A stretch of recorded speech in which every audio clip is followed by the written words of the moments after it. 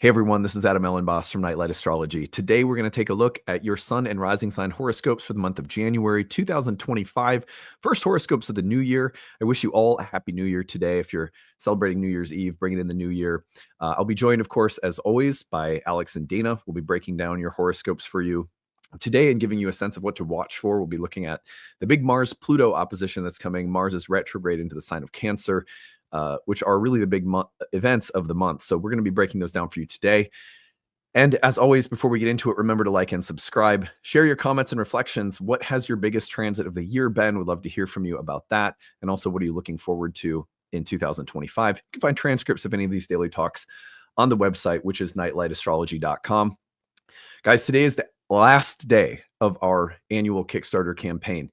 It officially ends by, I think, about 10 or noon tomorrow on New Year's Day. But today is really our last fundraising day. As of the time that I'm recording this introduction for today's video, we are just over 1,400 backers. Our goal is 1,937. We have a huge deficit on our final day. So we really need to do everything we can today to cross the finish line. $1, $5 counts as much for our backer total and helps us get to that financial range we're trying to land in, which we project will happen if we get to that number. So that means we still need over 500 backers today on this final day. I think we can do it. I really do. We have thousands of people who watch this channel. It only takes a very small percentage of people who say, look, this helps me. This channel is a valuable part of my daily life. I learn astrology here. I get good horoscopes here. I enjoy this. I laugh. There's spiritual substance in this channel, in this community. And so I'm going to give $5 to support the channel in the year ahead for all this free content. We deeply appreciate all of the people who have supported us so far. Over 1,400 people at the time I'm recording this have pitched in to support us. We need a little over 500 more to reach our goal this year. So if you haven't yet, please consider donating. You can find a link to donate pinned to the top of the comments section in the description of this video, or head over to the website, nightlightastrology.com, and click on the 2025 Kickstarter link. Let's see what we can do. Remember, there are a ton of really good rewards available when you donate. I'll be telling you about those in a little video at the end of today's talk, but those include the best deals on all of our classes. Come study with us. You can get great deals on class passes, bundle them together, and you save a lot of money on our normal cost of courses. Of course, we have exclusive content like the Astrology of 2025, about 8 hours worth of horoscopes on 2025 for all sun and rising signs. So a lot of good stuff when you donate. But also, if you can only afford $1 or $5, I'm serious when I say that our backer total matters to us as much as the financial range that we land in, because we want to see that we're growing the support of this channel every year. We've got 12,000 new subscribers in the past year, so it only takes a small amount of our overall audience to help us reach our goals and continue to not only sustain and maintain what we've developed, a whole staff of people. Of course, this is also how I support myself, but also help us grow and build good things to put back into the community, back into the astrology, the field of astrology itself. So anyway, thank you to everyone who's donated again already. When you donate, you go over to that Kickstarter link, you're going to see a page that looks like this. On the right-hand side, you'll find all the different reward tiers that we offer. The class passes are at the very bottom. Those are great deals on attending our courses. They are renewable anytime you like. Our courses are online, and they are both held by live webinar, as also they are recorded so you can follow along at your own pace. But lots of good rewards there when you donate. Again, a big thanks to everybody who's already donated this year. Let's see if we can finish strong in these final 24 hours or so and cross the finish line and reach that 1,937 backer mark. Again, if you need to find the link, it's in the pinned to the top of the comments in the description, or you'll find the link on the website, nightlightastrology.com. Thank you again to everybody, and I hope you enjoy the horoscopes for today. Bye. All right, let's go ahead and get into it. We are looking at your horoscopes for the month of January, and I'm really happy to have Dana and Alex back on the show. Hey, guys. Hey. Hi, Adam. Hi, Dana. Wow. Oh, okay. Yes. I have the extra deep voice today. That's perfect. I am, by the way, for everyone out there, we are starting with Pisces and going backward in order of signs. We forgot last time. We promised we'd alternate. So it's your turn, Pisces. Yeah. Your time to shine. But anyway, what we're going to be looking at today are two major transits. Let's talk about them first, and then we'll go ahead and get into your horoscopes. Talk about them sort of generally. They both happen in early January, although they also extend beyond early January. And that's going to be between January 2nd and 3rd. Mars and Pluto are going to oppose each other again. They already did so in direct motion. Now Mars through retrograde motion opposing Pluto in Aquarius. That's the transit we're going to be looking at as the real tone setter for the month. The second transit we're looking at follows closely on it, and that is on January 6th. Mars will retrograde back into Cancer, a sign that it was traditionally said to be debilitated in by fall. And we're going to talk about some of the more constructive parts of what this transit may bring, as well as some of the challenges, because we always like to look at both. We'll try to be realistic about what the dignity meant to ancient astrologers and what kinds of challenges could come up, while also giving you some things to be encouraged by and maybe looking forward to. Because retrogrades always bring an opportunity for transformation as well. So these two transits, though, back to back, before we get into breaking down horoscopes, let's just talk about them generally. Maybe you guys could say a few things about Mars opposite Pluto. First of all, what comes to your mind for what people might be experiencing around this transit? What kinds of themes come up for you when you think about it? Boom. No, just kidding. Right. Yeah. Dana, go ahead. Yeah, I'm just thinking about power and kind of frustrations with blocks and power struggles. And with Mars retrograde, I feel like we're already kind of reviewing like what we really care about, what we're willing to fight for. And then Pluto comes in and really kind of stops us and makes us stop and pause. And I know we're not going to get into the lunar cycle, but I did notice that the new moon is just a couple days before. This opposition is building with the new moon in Capricorn. And then the full moon in Cancer is 4 degrees. The moon will be 4 degrees away, applying to Mars. Right. So it just feels like the month of January / the lunar cycle is kind of about processing and like unraveling whatever this brings up. Yeah. Yeah, you know, I think the more I work with Pluto, I really agree with you, Dana. It's about power. You see much more in transit and experience how Pluto really factors into power struggles, but also what real power is and what sort of bravado power is, which we could see a contrast of here. You know, Mars and Pluto can be a lot of like chest thumping bravado and explosive at that, you know, the desire to sort of exert that or bring that outwards. But there's also a sense where like Pluto also can be power that bides its time, that is careful, that is strategic, that is not readily available or visible. And Mars can trigger the visibility of it, can trigger like there's something powerful that's a little bit more authentic, a little bit more mature that's under the surface that Mars kind of triggers its release or its externalization. But I think also just with a planet that's retrograde, I often find that that's also about, especially Mars, a surrendering to a bigger process. It's like, you know, Mars wants to move forward, man. Of any planet that doesn't like to be retrograde, it's Mars. So I think that there's also something here about like a review of something that may suddenly be brought to light, but also is kind of like there's not a lot you can really do about it externally. You have to kind of sit back on the wave, and that's actually the better way to go when Mars is retrograde. I think just kind of let the wave take you. Yeah. The things that we are in process with that we know we ought to trust and go along with, but it's frustrating because some degree of surrender or patience is involved, in the temptation to push through something and not trust the process, or to react, or to get frustrated and try to push something faster than it's meant to go, or to resist a process that you really should just be trusting and going along with. Those kinds of things can come up with the Mars retrograde opposite Pluto for sure.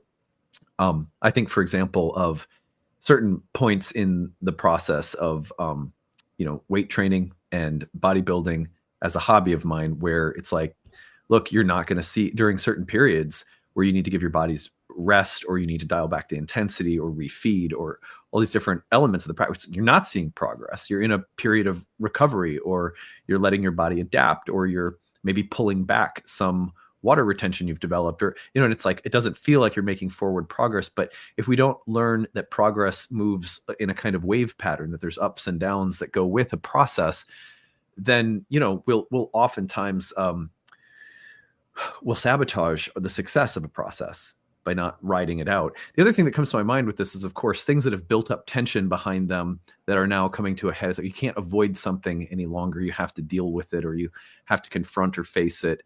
and the potential for catharsis that comes by having the courage to confront something. That comes to my mind as well. Yeah. For sure. This transit leads almost directly into the reappearance of Mars in Cancer. Mars retrograde in Cancer will take place from about January 6th. We take it forward, and it is going to go all the way into mid to late February before it turns direct again, and then finishing in Cancer in direct motion all the way until mid to late April. So we are now dealing with Mars in Cancer from early January through late April. That's a long period of time. We got like 4 months. Yeah. So what advice do we have for people when it comes to dealing with the ingress of Mars into Cancer through its retrograde? What kinds of themes do you see coming back from earlier in September, October when Mars was in Cancer? What kinds of themes to watch for? What kinds of opportunities for transformation or change do you see as the most positive? What are the things to watch for? What comes to your mind? Go ahead, Dave. Okay. Sorry. I'm like, you go. It's okay. No. I'm all the thinking Libra. a lot about, yeah, I know.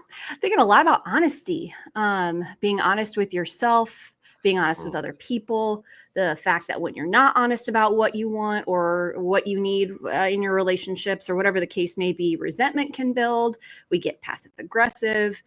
It almost feels like, because Mars, as it's moving retrograde, Pluto's like the boss you have to move through before you get back into Cancer. Like once we pass that point, now we're trying to work something out. And I think that it'll be really important for us to just sit with whatever uncomfortable feelings are coming up and try to get honest about where they're coming from. It's a time of working through that and of being really, like the phrase clear is kind is clear kind of came up for me as I was thinking about this. You got to be, let's be real. Because if not, it's not going to go well. That's what I've been thinking about. Passive aggression is not a remedy for success with Mars in Cancer. It's not a recipe for success. Mars has spent a while now in a fire sign. Mars in the fire signs can often be, and I know this from being a Sagittarius, righteous and very, sort of like, I have proclaimed that I am right. And I always like to sprinkle a little sanctimony on my righteousness too. I just don't want to have it plain as a little like, me, this, and why I'm so great, like all that shit. But I love what you're saying, Dana, because I think as Mars goes back into Cancer, your bravado's not going to work. And it's going to feel overbearing, and it's going to feel like it's tearing at a very delicate fabric. I think one thing that can happen here, this I do notice in the later degrees of Cancer. We may have talked about it on this podcast before, but those late degrees of Cancer can be kind of even emotionally stifling sometimes. There can be a sense of like, there's a constriction that's coming from something that feels even too safe, or I don't want to take any risks on anything. And sometimes Mars in Cancer can be like, is there somewhere where I'm like stifling or holding myself back to stay safe and emotionally comfortable, where I need to take a risk? And like you say, Dana, be honest, just say the thing. Otherwise that stifling feeling could feel like it's even pulling in a little more. Now, I think those things may arise during the retrograde, and I could definitely see during the redirect motion in April when Mars passes through this part of the zodiac again. That's maybe when there's a resolution or something that's integrated around it moving forward. Yeah. I think when Mars is in Cancer, the retrograde, you also think about, Mars as something that cuts, severs is hard because it can bring that energy of severance, cutting, hostility, and conflict into Cancerian spaces, which is home, family, ancestry, places that are supposed to be safe, that suddenly feel maybe there's a little tentativeness. There can be questions about ancestral karma, like where this wound comes from my past, and now I have to go into the past and look at it and do some healing.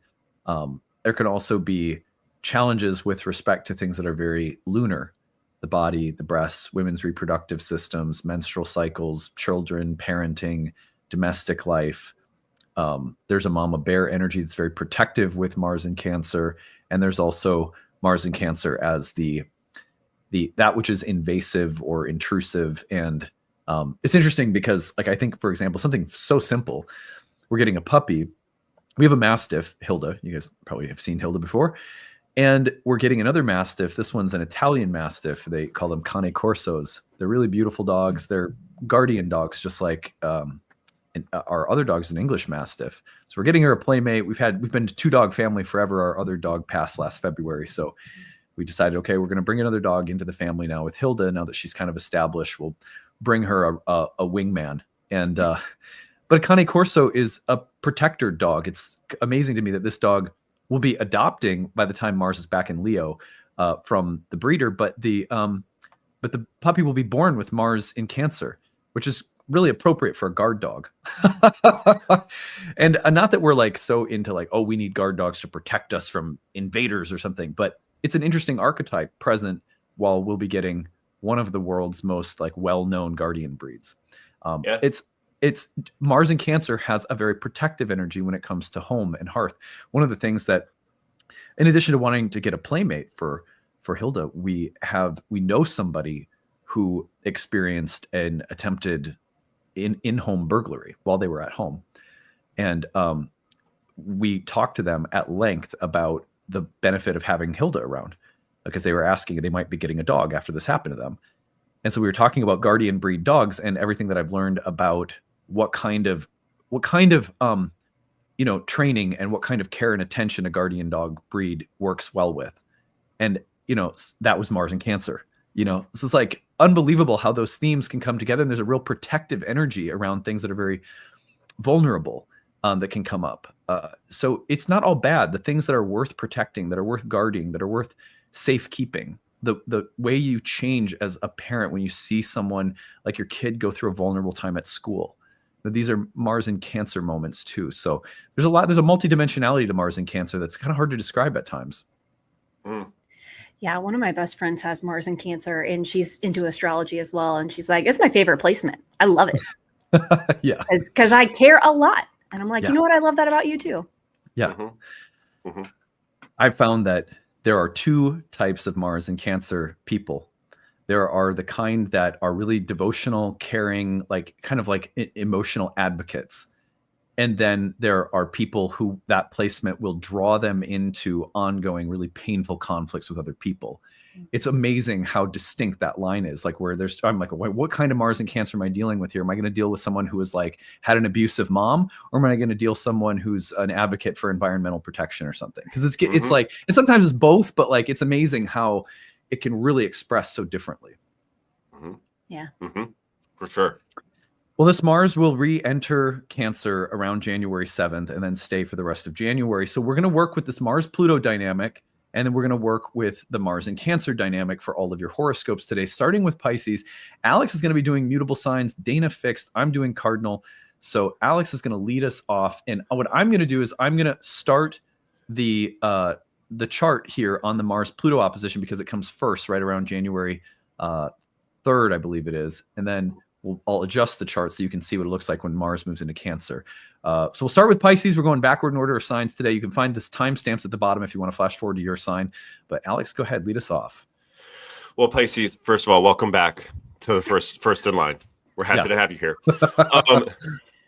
There's a couple things that come to mind about this transit. If we take Mars in the 6th house moving retrograde, it may feel like you had started some kind of heroic journey through a sacrificial nature that I'm going to move forward in something tough, and all of a sudden it just feels like the progress just gets wound back, or that your efforts seem to just, the energy just gets kind of dissipated into the wind. It just goes somewhere else. And so this type of transit, I think, particularly in the 6th house, can be challenging because usually, like we've been saying, there's a sense of I just need to lay back here and let there be some kind of process that happens that is not directed by my own will. That there's one of the words that's been coming up a lot for me in this transit is trust. Over and over and over again, the word trust has been coming up. But this also, when Mars hits the opposition to Pluto in your 12th house, that's kind of like, I remember having a moment in therapy years ago where my therapist said, how therapists are just kind of waiting. They're listening to you and they're watching you say something, and then just waiting for that moment to say that little thing. He just came in with like this like one line thing, and I was like, just what the fuck, like that's so point on, but I can't even move because that's so true. That feels like something you could hit like a bedrock moment here with Pluto like that. Something unconscious that's revealed that maybe feels, the word for this is cathartic. That feels like, oh, geez, I'm so glad I finally see that. Now, I don't know that that could necessarily be easy, because sometimes we see things that are very true but very difficult to see, and you could see some reasons why that would be here. But I think there is a process of sort of being stopped in your tracks, and something that over the next few months up through April is integrated in a slower, more digestible way with the movement of Mars through retrograde and direct. But then, Mars retrogrades into Cancer, into your 5th house. If you have small kids, these could be hellacious tantrums. Who knows? A series of hellacious tantrums. This also could be something where, in a water sign, sometimes it's hard to individualize what you desire and want. Everything amalgamates in water signs. And especially in the 5th house, it's like, well, is it what brings me pleasure? Is it me pleasure to care for others, which is a very Cancerian trait, right? Like caring for others makes me happy. It's like, yeah, it can, but is there also something individually that you want to do that maybe even, this might sound like too strong of a word, but hiding in the care rather than asserting, I want to do something that really lights me the F up.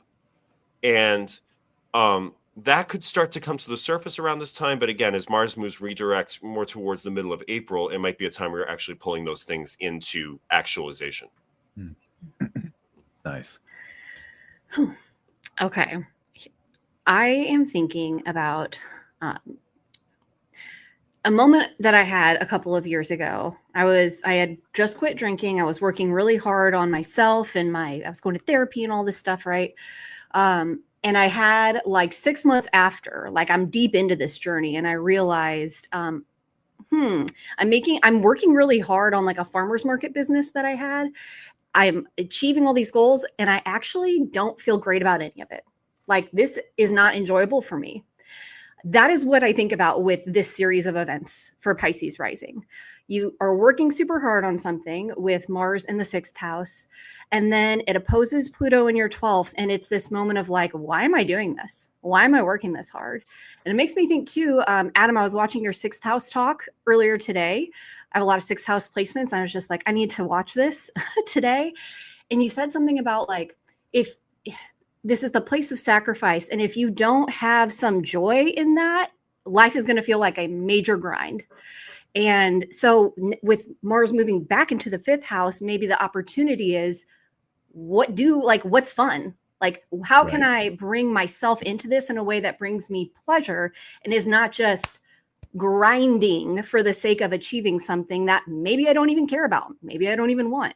So I think there's a lot of clarity to be found. And like on the other side of this, there's a lot more joy and expansiveness, but only if we can like sit with the question of what's actually fun for me? Like, why am I doing this? And how can I sort of align that with like what really feels good for me?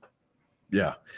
I love that. And I think that Mars opposite Pluto across the 6th and the 12th can be about a moment that catalyzes the question of what is worth my time and energy, as just a different way of putting what you were just saying.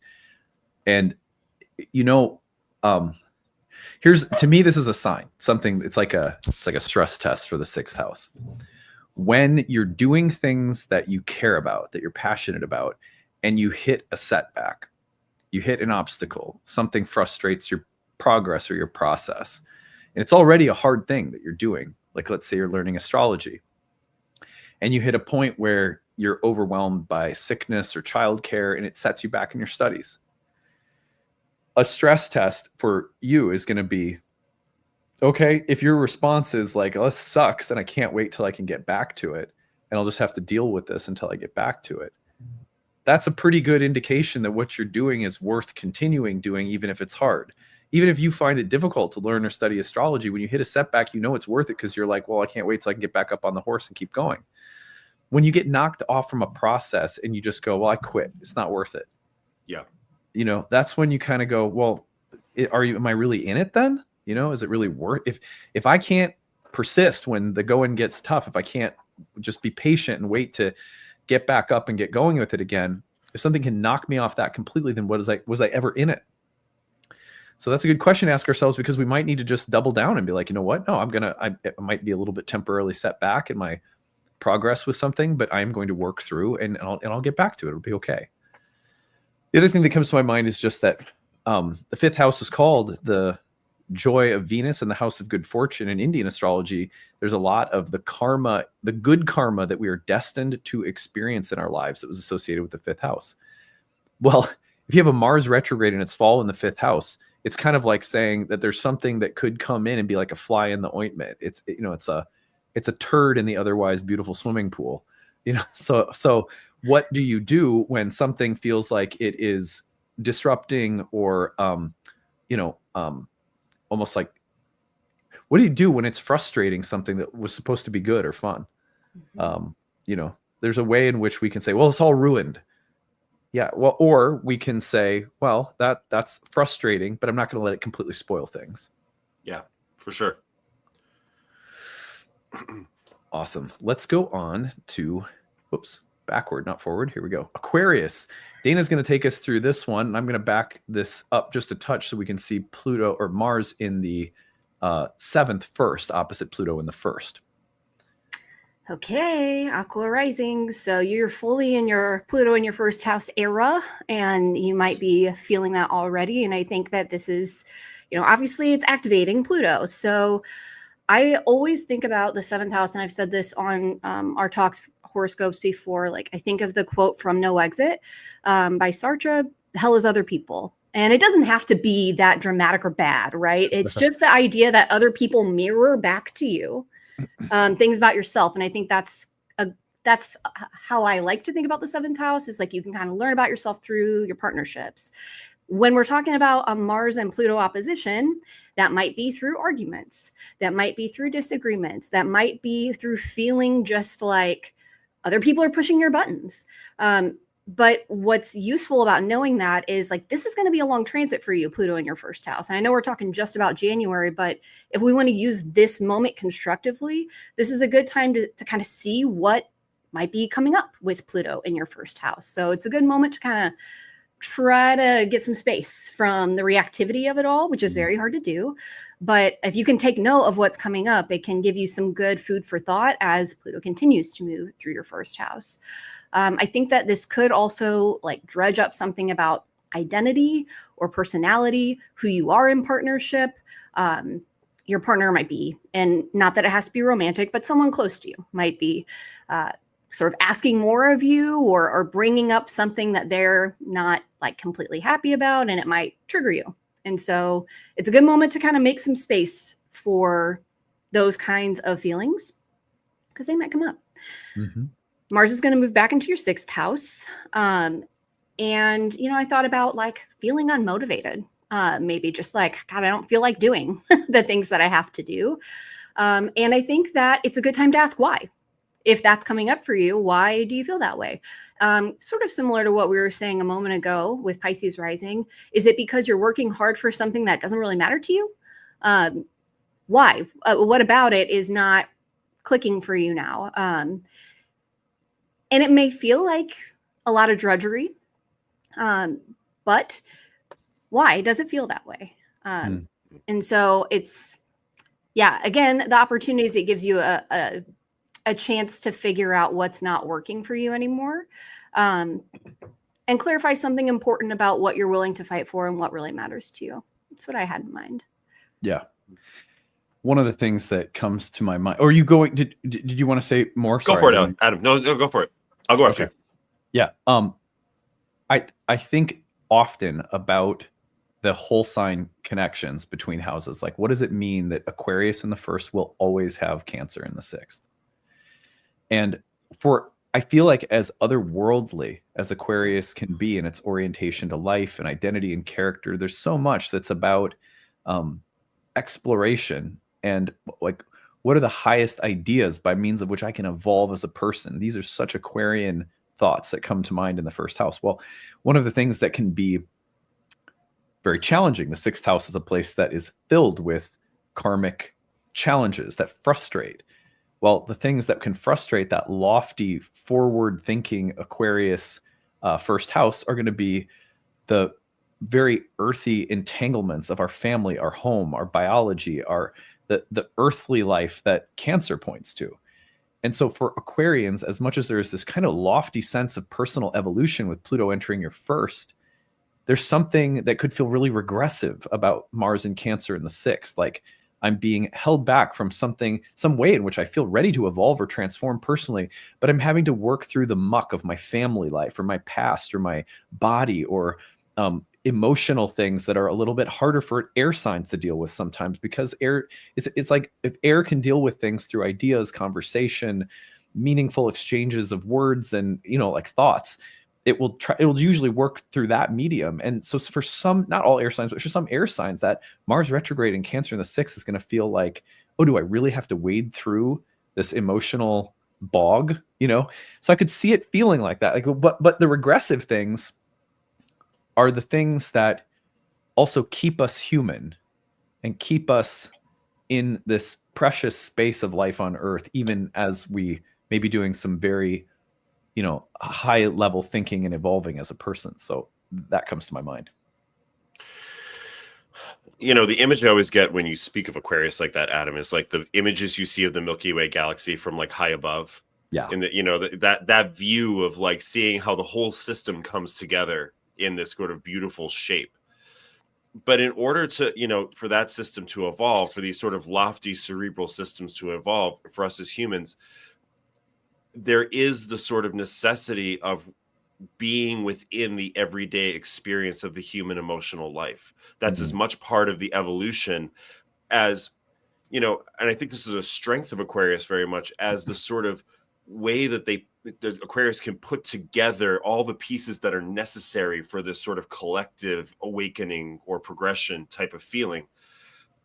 It also has to be, part of that is just moving real human beings forward with that and being in all of the layers that are real human beings, which some are just like unpleasant or difficult or irrational, which is, I think, often very difficult for air signs. They're just, we can be very irrational. We can be very emotional. We can get very tied to our emotions. Our feelings about our families, God knows, are very complicated in that regard.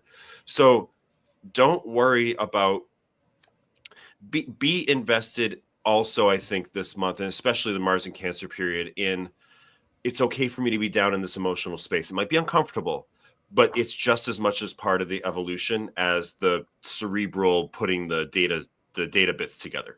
Kind of. Yeah. Love that, Alex. Yeah, it's a nice way of putting it. Why, thank you. I'm going to put whoops, I keep going backward. All right, here we go. I'm going to do Capricorn for us next. Let me back the Mars up a touch here. We'll move on to our Capricorn horoscopes. So the Mars-Pluto opposition begins across the 2nd and 8th houses. This has to do with a moment where I would say karmic contracts. By that, I mean the things that we have agreed on some invisible level, some soul level, or some literal and very explicit level, that there will be an exchange. I will give you something, you will give me something. They're of equal value on a spiritual karmic level that we don't always understand, but there's something that we are meant to exchange with each other. We're reaching a kind of critical mass point, if you're a Capricorn, for some of those arrangements. The arrangement is changing. If there is some way in which there needs to be a confrontation because the arrangement no longer works, or there's an unequal distribution of power or wealth, or the value exchange is uneven in some way, it will probably it will come to a head. I think, for example, the fact that I know a Capricorn rising who will be going through custody negotiations in January. There it is, right? Mm-hmm. I think of another Capricorn rising I know who is going to be looking at paying off their student loans. So 2 Capricorns I know that have debts being paid off or major power dynamics being explored with respect to something like custody. So those are things that come to my mind. The exchange around money, values, exchanges, karmic contracts reaching some kind of critical mass point. Now, this could be a moment too where you know there's something very positive happening, a powerful development, some kind of new bond or agreement that's being reached. But I would still imagine that the temptation of like subtle power dynamics is at play. So also be careful of like devil's bargains. Oh, I'm going to get something really great out of this. You could get more than you bargained for. So just be thoughtful around the exchanges happening karmically, especially around things like money, finances, assets, resources. Now, after this, Mars is going to retrograde into Cancer in your 7th house. For me, I look at this and I say, okay, so the emotional dynamics within key relationships, talking usually about one-on-one relationships, including marriage or, intimate romantic partnerships, but also any kind of interpersonal relationships where there are things potentially like emotional coercion or emotional manipulation or passive aggression, and the need to address things or confront things emotionally that aren't necessarily easy. Also looking at emotional intelligence in relationships. Capricorns, for as resilient and practical and real, and I think sort of trustworthy and reliable as Caps can be, not always emotionally as sensitive, right? This is a Saturn-ruled sign. This could be about the need for greater depth and emotional wisdom or maturity or intelligence in relationships somehow. It could also be about people that you love or are in relationships with going through difficult times. And there's few signs that I would rely on or trust to be sort of hardy and there for you than a Cap. Like a Scorpio comes to mind as well, for people who can really hold space when people are going through hard times. You may be holding space for someone who's going through something difficult. And you must also look at the intersection between things like intimacy, relationships, and family karma, and the overlap between those areas also comes to mind right now. These are some of the things that I think will be approaching through Mars's retrograde in the 7th house. But now let's hear from Alex and Dana. What do you guys have to add to either of these dynamics for Caps? Well, one thing I've been saying for both Cap and Cancer rising lately is because Pluto's in the 8th or the 2nd house there. Like you were saying, Adam, just being really mindful of anything you're entering into financially, the power dynamics that are involved in that, and just getting all the contracts read by somebody else is really important, because there's a potential for unleashing, I think, a lot of resource here, personal resource for Capricorns with Pluto moving into the 2nd house. But sometimes with Pluto, you have to just check that, get the house inspected, so to speak. It's just, make sure that the basement is up to par and like all the codes are up to par, stuff like that. So if that's coming up with financial stuff, I would say definitely to look at that. But I also think of like Mars retrograde in the 7th house as,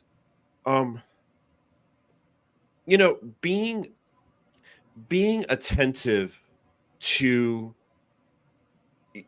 Saturn-ruled signs can sometimes show care in the practicality of things. This might be a little bit of what like we were saying, Adam. Like they can show care and like, well, I'm going to attend to these details and make sure this all gets done. But it can feel to the water sign, it could feel like very abrupt or cold or emotionally like kind of detached. And it's possible that there's either a call out around that at this time. Like someone says like, hey, like, why are you feeling so detached, or why are you trying to boss me around? So I'm not trying to boss you around. I'm trying to care for you. I'm trying to help you in some regard.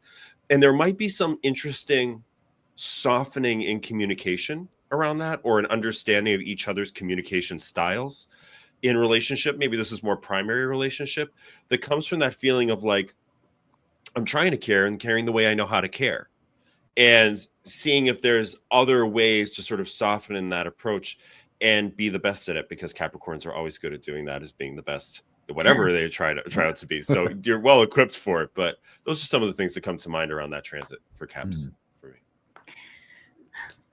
I don't know why I'm like so focused on Pluto in these interpretations. It just, it's Pluto. It's hard to not focus on, but I'm thinking with the opposition about the tension between what I have to share and what I want to share, and how those may not be the same. And yeah, that renegotiating that both of you were talking about might be rooted in like getting real about what you're willing to share and what you have to offer.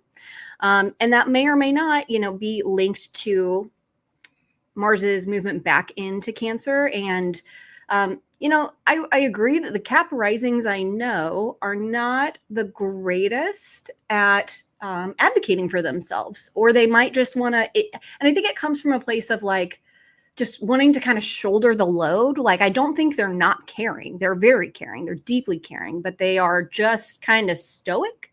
And so this might be about like, hey, if you're not willing to share, or if you're not willing to like, because it's not just about tangible stuff, right? It's like sharing of yourself and being not enmeshed, because that's got a negative connotation, but opening yourself up, right, to somebody else. I wonder if Mars in Cancer is going to kind of help tease that out a little bit of like, hey, where can we just kind of exhale a little bit, right? So that's what I'm thinking about. Yeah. I love that. Yeah. There's interesting that Capricorn is an actual place of Mars's exaltation.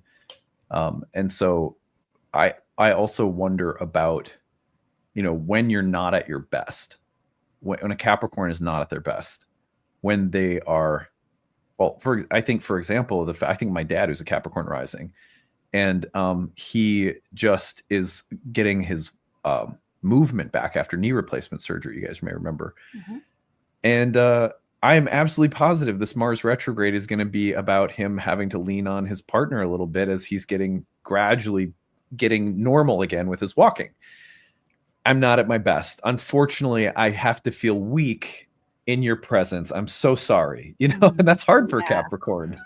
So I could see it kind of working like that too, where it's like, are you willing to let someone care for you, to advocate for you?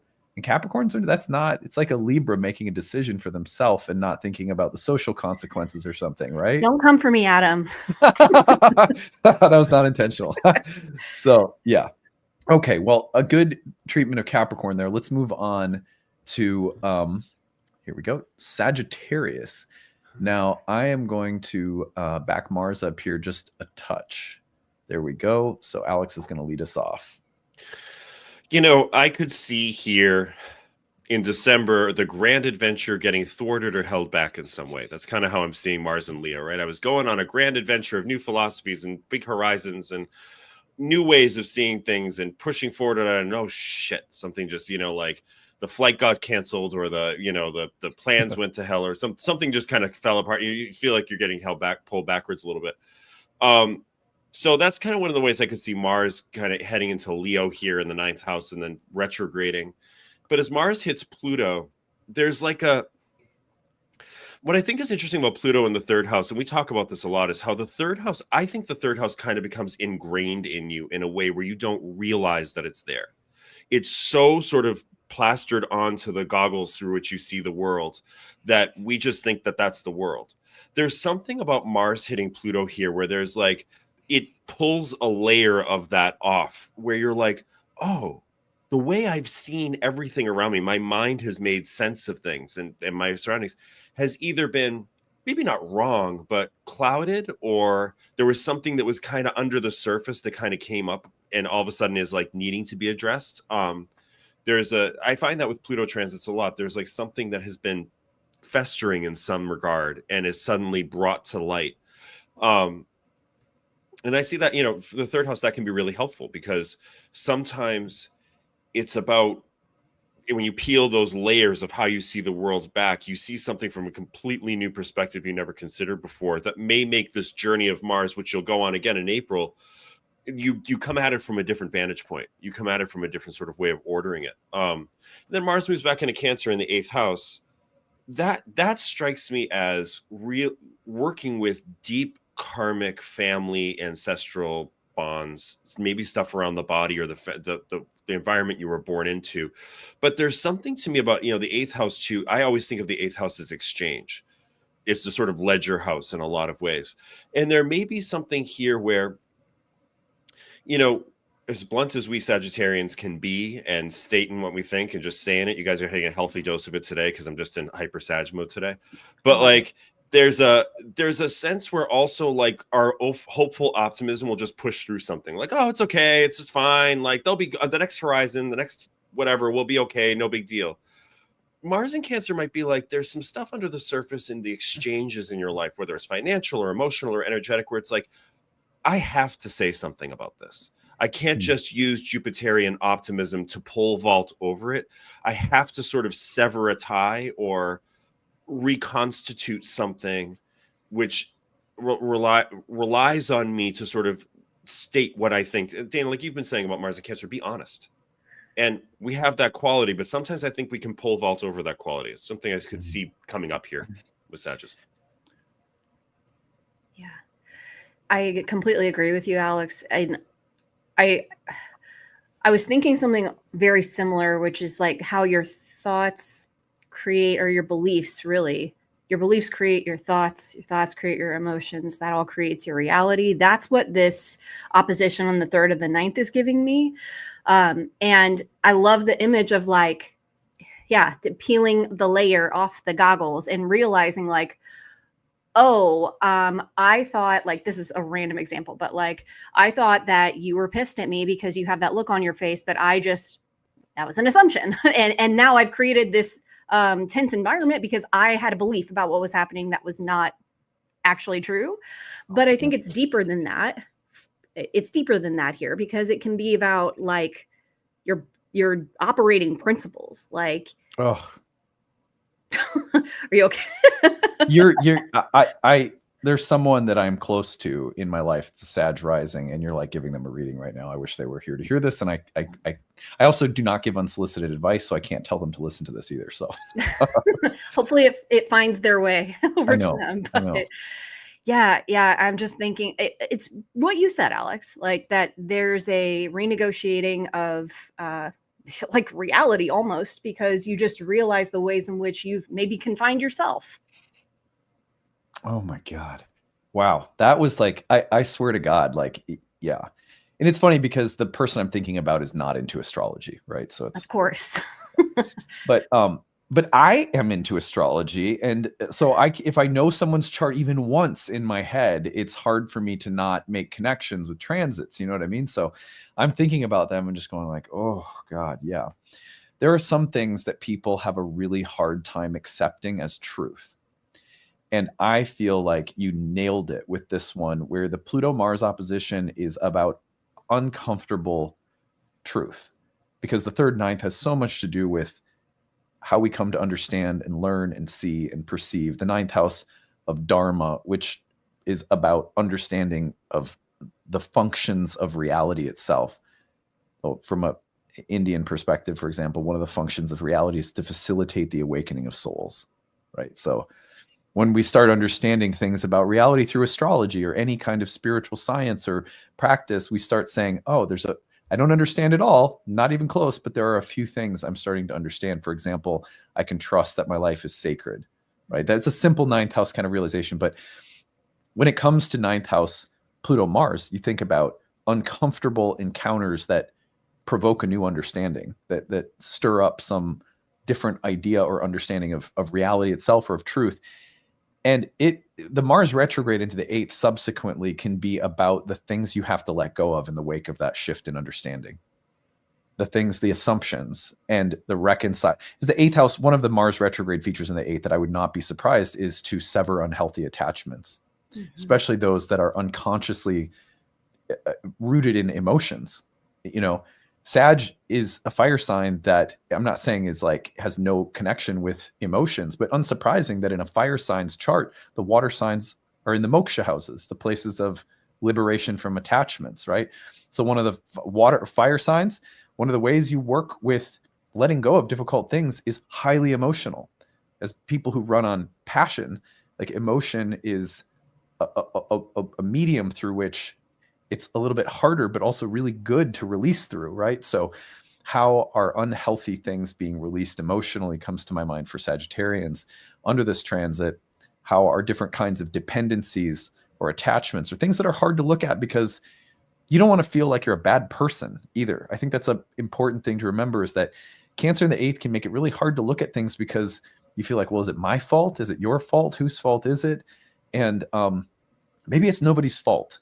You know, maybe it's just learning and growing, but that doesn't mean that some things don't need to be let go of because there's a more enlightened path forward. Anything you want to add to that, Alex? No, I feel like I love this whole thing. I just really love this for the way you make sense of reality. And it's blown my mind time and time again in my life, and especially when I've done, contemplative practices, and you look at something you have thought to be true, not only thought to be true, you thought was assured as an axiom. It just can't be questioned. And then sometimes that Sagittarius can get onto that too. It's just like, well, it's my opinion. It's just clearly fact. Right. So I think that this could be uncomfortable, but deeply healing. If you follow the process, deeply healing. Yeah, for sure. Move along to Scorpios, where the Mars-Pluto opposition is happening across your 10th and 4th, followed by Mars's retrograde entering your 9th house. Dana, what do you think? Okay, first thing that comes to mind is challenges to your authority that activate you deeply. And really just provoke something that needs to be attended to. And what that is, it'll be different for all of us, but I could see, some kind of challenge to your power, to your authority in your work or your public life, whatever that might look like, that activates something within you, and could almost actually be the opposite too. Like there could be something really intense going on at home that somehow, is like draining you from what you can give in your public life. Like Mars retrograde, we're losing energy maybe for our public roles and the things we have to go do out in the world because there's a lot happening at home. But the big thing for me is arguments that activate something deeper. So whether that's your family, whether that's your work, I think this is a moment where you're ultimately going to be thinking about something beneath the surface. Something beneath the surface is going to need to get looked at with this. And what I think about Mars moving back into Cancer, it's a lot like what we were just saying, actually, about the 9th house and well, what's real for me? What do I believe? What are my principles? And it might be that you need to reconnect with your principles in order to know how to move forward with whatever Pluto in the 4th is bringing up for you. Like, this is a situation that is hard for me to navigate. I need to figure out what's really important to me and what I believe, what are my basic operating principles? I also think it's a good time to realize when Mars moves back into the 9th house, into Cancer for you, like where you rely on other people to tell you what to think. Thinking about sort of the sideways scuttling of, the crab of Cancer. It's easy to outsource your beliefs to other people when you don't want to stand out or be the odd one out of well, no, this is what I think, even though it's not what the group thinks. You might have to be the Mars provocateur in the room of that's not what I think and not what I believe. And that can be hard to do. So it's a good time to get very clear on what are those principles, because you might need to speak up and stand out about them.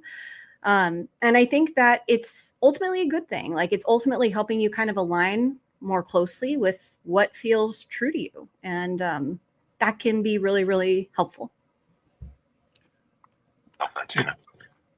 Go ahead, Adam. Oh, okay. Go ahead. I was waiting for you, but yeah, I think I would look, because the Mars-Pluto dynamic, a challenge to authority or power, or a feeling of being disempowered at work or conflicts in the workplace, that could be a part of this.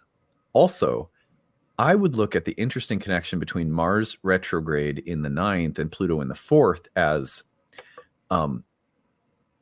an excavation of how you have come to understand things or truth that are rooted in your background or your family or your history. So, for example, it's not uncommon when people get into astrology, they come from a Christian background, they open their mind to something different. If they're from the United States, for example, it's quite common. Maybe you were raised in a Christian or semi-Christian or culturally Christian household or whatever. You get into something like astrology and yoga, you start kind of opening your mind.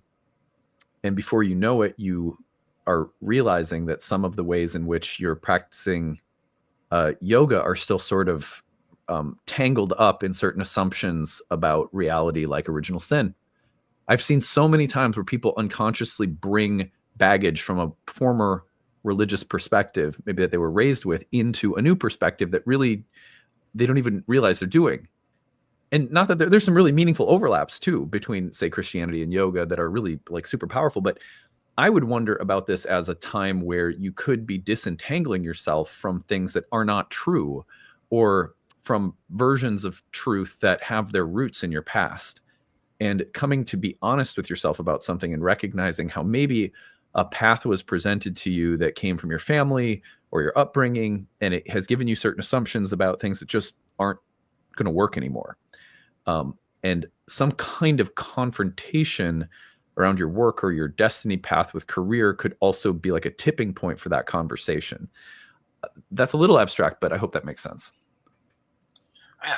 I think that like there's, by the way, I've seen that for years, Adam, as a yoga teacher, years. Yeah, and I've done it myself. I've done it with Buddhism. I've done it, it's very easy to do, to kind of amalgamate it, put it all together. You don't realize it's happening. And then there's something that happens that makes you go, oh, I was superimposing a belief that I had before onto this. Yes. And it's not you haven't quite found your own spiritual individuation around it yet. Yeah, exactly. And so I think that's a very powerful aspect of this transit too. And I think, I love this idea of challenges to authority. The one caution I give to Scorpios is, this could be a month where stewing feels really good, like Pluto in the fourth squaring the first house, like a little like, they challenged my authority and I'll remember it forever. There could be that feeling. But if you could see it as an opportunity to go on this kind of journey, to see like, if there are those challenges, where do they arise from and how do they arise? And I think one of them could be, Scorpios, for as much as we say Scorpios are intense and they transformational, all that, the 9th house is Cancer, the 5th house is Pisces. There's a very sweet, sensitive, very delicate emotional side to Scorpios way under the surface. And Mars in Cancer might highlight some of those spaces and just be like, it's okay to look at the delicate spaces too. Was something really wounded? And it's okay to admit that it was, and to work through that and transform that, and not feel like you have to sort of push through it or just say, I'm a Scorpio, just going to work through it or whatever. I can more actively transform it, if that makes sense. Yeah. All right. We're going to back it up to Libra, and let me also do this. Okay. So I am on the cardinal sign. So here we go.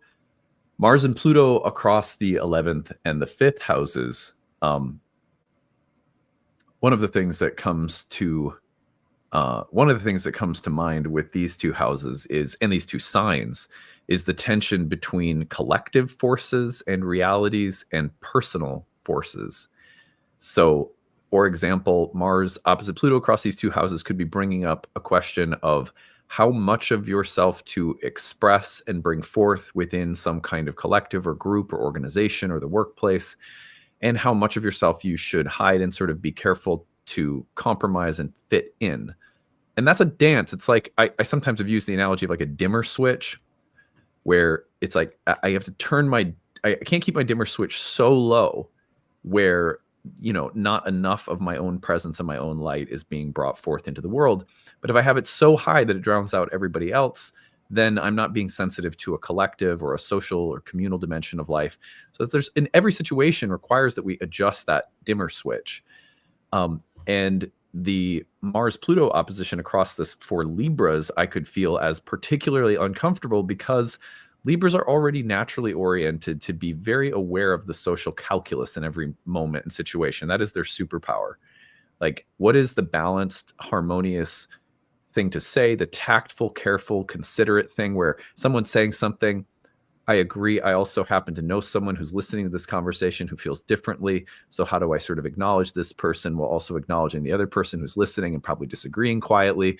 Libras are just brilliant at all that stuff. So they make great counselors, great diplomats, and so even great attorneys. So naturally, Mars and Leo opposite Pluto for Libras could be uncomfortable when it comes to navigating the demands of Mars and Leo, that you shine, that you bring forth something, that you speak out, that you assert or insert something of your own into some kind of group or social place in life. And then Pluto in Aquarius, of course, is the real danger that exists in disturbing the group, in the mob, or in the group wave that can subsume or drown an individual. And the tension, to hold that tension appropriately for Libras, I don't suspect is difficult on the Pluto and Aquarius side as much as the Mars and Leo side. So that's something that comes to my mind for Libras. Now, if we sort of just go forward just a touch, Mars will retrograde into your 10th house, where I think another place that could be naturally a little bit more difficult for Libras is the emotional calculus. Because as someone who has 3 planets in Libra myself, and also Cancer, there are many times where I look at myself and I go, well, that's just an unreasonable thing to be feeling right now, Adam. Like, like that there's no place for that kind of subjective emotional need within this social situation. So you better just stuff that, or sometimes it's like, how does the Libran part of my inner counsel say, okay, you can feel this way and have these needs and have the subjective emotional center that you live from. And like, let's let you come out and how do we hold space for it? So I feel like the Libra Cancer dynamic is very interesting. And there are 2 signs that are often very attracted to one another too, because Cancer will encourage Libra to just sink into, how do I feel right now? What do I need right now? What is my basic emotional reality right now? And a Libra may say, okay, Cancer, it's like my daughter. Like, yes, you have big feelings right now. Those are really big feelings, How can we work through this? It's like, how can we present some reasonable options to dealing with this? And I have to be a little bit like an emotionally sensitive attorney managing the situation. I can imagine that there are some really demanding, irrational, emotional, intense energies for Libras coming up with this Mars retrograde, maybe in the workplace. Maybe the intersection between the public demands in your life and the private or personal and emotional familial demands in your life are intersecting in a way that just makes it hard to manage. It's like, yeah, there's real emotional drama happening in my family, and I have to hold it together because I have to work today. How are Librans dealing with those emotionally intense energies, either in the workplace or the split between home life and work life? I could see those as being a tricky place to navigate for a sign that I think is challenged by really turbulent and irrational emotional spaces. Not that Librans can't figure it out, you will, but this is where I would see some of that work happening. Adam, I love that difference between social calculus and emotional calculus. I've never thought about it that way before. With the resident Libra moon, that makes a lot of sense. Because the emotions sometimes for Libra feel inconvenient to the natural, rational thing of like, well, this just makes sense. Like we just have to rationally mediate this situation to make it make sense. But it doesn't always take into account the irrational, emotional flow of the situation that's happening. Yeah, like perfect example of this. The other day, my 2 daughters got into a fight and we were trying to solve it. And during the process of solving it, my older daughter made a comment that really embarrassed my younger daughter. And then we're dealing not any longer with the calculus of the fight itself, which was pretty easy to work out, but we're dealing with the compounding of her getting really embarrassed in the process of the fight. And my older daughter cannot understand that my younger daughter is not irate right now because of what just happened prior. She's irate because you just embarrassed the shit out of her. and she can't admit that she's embarrassed because she also doesn't want to show like she has pride. She's a Leo. So it's like, God, there's emotional calculus that you have to take into consideration. And we had to mediate that based on like the fact that the original situation was no longer the only component to consider. It's that kind of stuff where it's just messy. There's a checks and balances that are easier to deal with when it was just a conversation about whose turn it was to do something or whatever. Now it's compounded by emotional hurt. Yeah. I'm just like sitting here trying to process, like as the Libra rising in the group, like, okay, all right.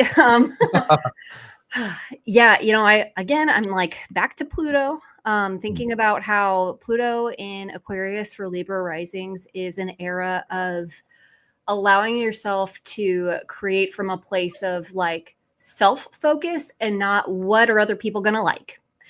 And that is like we're just going to be going through that for a while, and we need a while to go through that, right? Because that's very challenging for Libra risings. And I think this moment, these couple of months is helping us maybe bring more of ourselves to our work.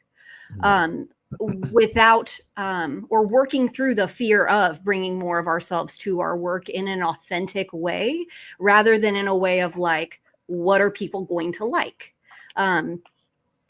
Yeah, that's, and I'm I'm thinking about that for myself a lot right now, so I'm having a hard time kind of like thinking about it for everybody else, the Sagittarius horoscope hit me like that too. Yeah.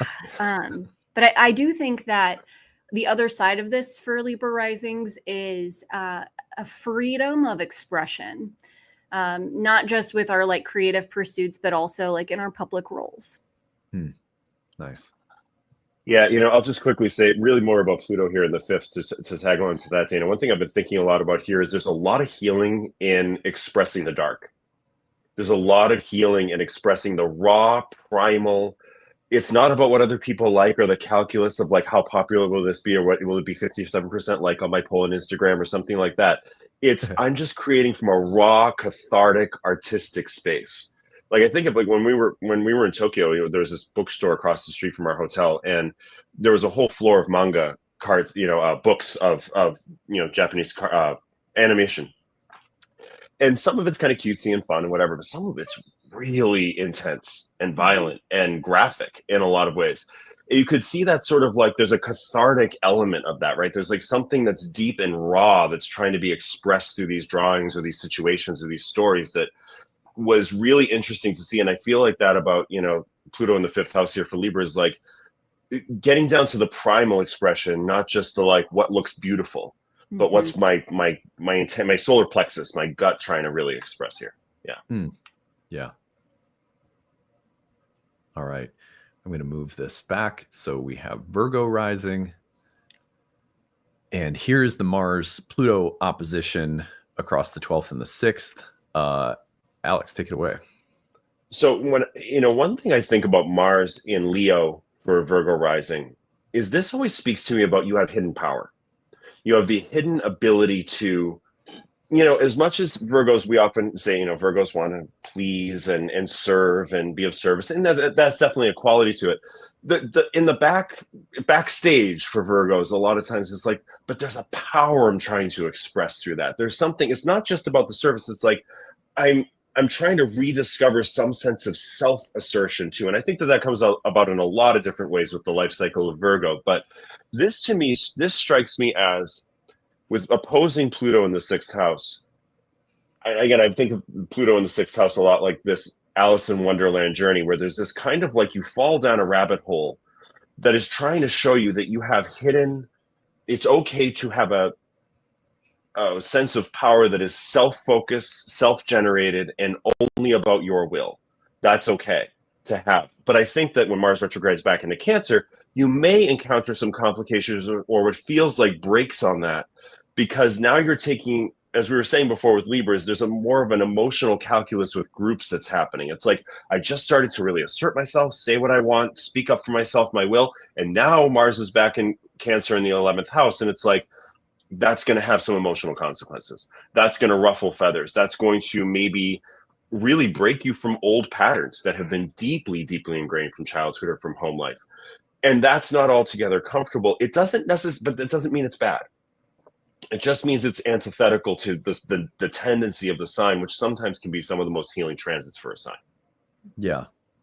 Yeah. I look at this and I think that at least I'm kind of focused on the Mars retrograde in the 11th piece, and just thinking that dealing with a degree of emotional discord or conflict within communities, groups, friends, social circles. I noticed that my daughter, the Virgo, when Mars was going through her 11th, was just dealing with all sorts of craziness that comes with young developing kids in school, learning how to be social and hurting each other's feelings and really being good kids. But, just I could see there being continued, like, how do you have a healthy fight with a friend when you're 8 years old, 9 years old? Those are big questions for kids. That's the whole reality in some ways. So I think a lot about my daughter with this transit and what she may be learning socially, developmentally, around community, around friends, around people that come from different families that have different values. That's been a big thing when Mars was in Cancer in her 11th house. I think I told you guys, she was like, there was someone in her class who, voted for someone that different, you know, and her parents voted for two different people and she just couldn't understand it. And I think I'm looking at this through the prism of a 9-year-old, right? But for anyone of any age, the Mars retrograde in the 11th could signify, you know, challenges to find harmony, flow, connectedness, ease with respect to groups of people. There's, you know, a period of emotional turmoil and having to also, maybe there's specific groups or involvements in community that are very Mars and Cancer somehow, protecting or advocating for things that are vulnerable or nurturing things, or, you know, kind of a guardianship energy with respect to groups or something like that. So anyway, those are some of the things that come to my mind, just kind of looking specifically at Mars in the 11th. Yeah, I'm thinking along the same lines as both of you. The image of like gold mining with Mars in the 12th, excuse me. Like, I think for Virgo risings, it would be a good idea to reflect on what came up when Mars was in Leo, while Mars is in Leo. And how is that informing how you want to be in the groups that you're a part of? Because you might have gained something, especially when this opposition perfects. Like, there might be something really important you realize about what you need to kind of embody on a more like explicit level. Like, it's a feeling I had, and now I know like this is a part of me and I want to bring it out into the world, whether or not people like that, whether or not the group accepts it or not. So yeah. Let us move along. A good treatment of Virgo there. And let's move on to Leo, where we have the start of this Mars retrograde has been in your first house. Now the opposition to Pluto, followed by Mars retrograding into your 12th. Dana, what do you think about this one? Okay, well, it's personal, for sure, right? But that's not bad. It just means that like it's about you, and it's also potentially about the people that you partner with. So back to that idea that through your partnerships, there might be something kind of being brought to your attention about you. And since it's Mars in your first house, it could be about what you care about, what you want, what you're passionate about.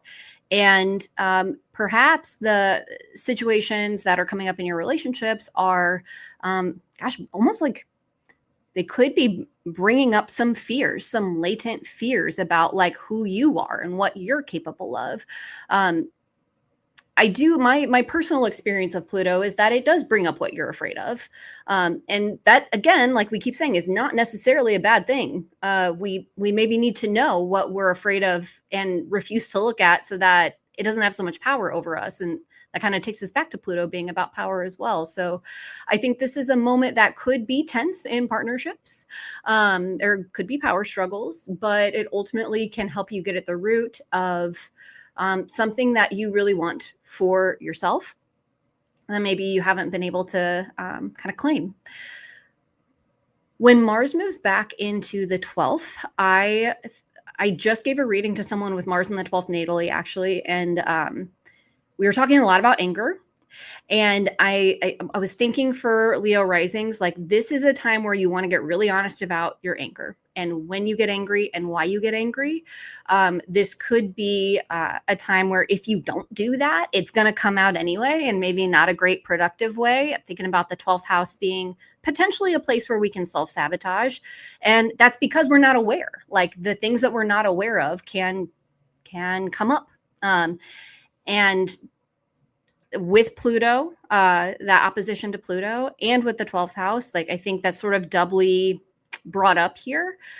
So I think a good idea, if you're a Leo rising, moving into this period of time, is take some time for yourself. Make the time for yourself to get clear and like kind of creating like an inner sanctuary, right? Like a practice where you can get some space from the feelings, so that you can see them a little more clearly and kind of start to unravel them. But any practice that helps you connect with yourself in a more spiritual or liminal way, back to the idea of the crab, like scuttling sideways to get to the truth of the matter, but it's from a felt sense. Like you don't need to intellectualize it. You don't even need to tell anybody else about it. You just kind of need to feel it for you so that you can kind of get to the felt sense truth of it.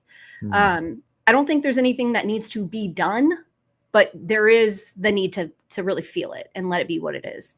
Hmm. Oh, Alex, sorry, you're muted. Sorry. No, I'm also knocking my microphone over on myself. So yes, Dana, thank you. Leo You know, it's rising, Alex. This is for real right now. You know, and it's interesting. You know, Leo, we want to be liked. It's like a little like Libra. It's like we want to be liked and approved of, and like angry people aren't liked and approved. You know, that sort of feeling. I think, you know, one thing's been coming. This is something that's actually been coming up for me as Mars is kind of heading back towards the 12th house here for me. Is like you said, Dana, like processing the reality of an emotion that was not allowed to be present or witnessed in some way, that you had to kind of deal with on your own. I've been thinking a lot about like stuff that I went through when I was in the closet, you know, when I was a teenager. And I came out when I was 17, but there's so many of those like adolescent experiences, especially around like, you know, social stuff and romance and whatever, like where you feel like your heartbreaks can't be spoken. They can't be told. You can't go to your mom with them, right? You can't go to your friends with them. So you kind of put them in this like container that's very private inside of you. And as this transit has been working through, I've really been thinking about like, oh, there were a lot of times where I was just pissed or I was sad or I was heartbroken, but I didn't have the environment at that point to be able to externalize it. And, you know, here I am, you know, 45 years old, and that stuff's starting to come up, but it feels very, very helpful and almost like it's relaxing to be like, yeah, that was there. It makes sense. You couldn't talk about it. Now you can, you know, and just saying it now feels really cathartic and talking about it. So there's that process is very, very much underway for me right now. It's really well said. Yeah. I love Mars in Cancer in the 12th house as an exploration of those hurts and wounds that for Leos may have to do with an injury of pride or dignity. Mm-hmm. And especially how do people close to us, or how have people close to us like either affirmed or denied our right to exist and our value, our basic value. Like, for example, Mars in the 12th, retrograde in Cancer, the Leo walks into a therapy session and says, you know what? I grew up with a mom who didn't like me, and I wasn't affirmed as just being who I am, you know, something like that. This kind of excavation of hurts and wounds to pride, that you know, it's like the there's like a cowardly lion kind of motif, right, in every Leo, where it's like you have to look at the child on the inside. Behind the big solar shine, there's often a child, like the child on the horse in the tarot card, the sun.